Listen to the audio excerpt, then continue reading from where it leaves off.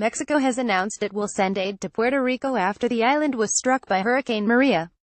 Related, Puerto Rico mayor says Trump's comments were insulting. The nation is recovering from its own disasters. Earthquakes shook Mexico on September 7, 19 and 24, killing almost 369 people and causing damage worth an estimated $2 billion.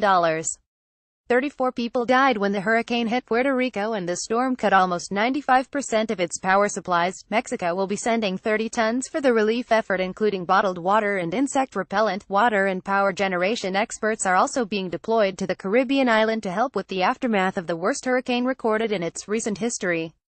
While the Federal Electricity Commission CFE team will assist in mitigating the damage and restoring power, the Mexican authorities said in a statement, Trump in Puerto Rico, diminished storm's impact, taunted island's bankruptcy, ignored San Juan mayor, basketball shot paper towels to Crow, Tom Namico at Tom Namico. October 3, 2017. The move comes after a series of talks between the U.S. and Mexico.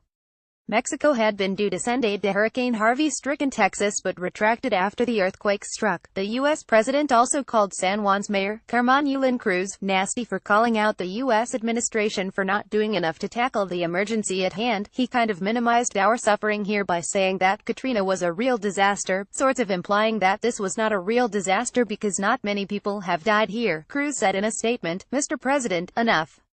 Stop blaming Puerto Rico for the storm that devastated their shores, and roll up your sleeves and get the recovery on track. That's your job as president, Chuck Schumer, U.S. Senator, and New York Democrat said.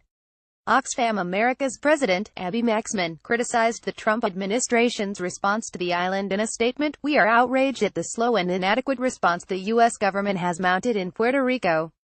Clean water, food, fuel, electricity, and healthcare are in desperately short supply and quickly dwindling, and we're hearing excuses and criticism from the administration instead of a cohesive and compassionate response, it said. The U.S. has more than enough resources to mobilize an emergency response but has failed to do so in a swift and robust manner.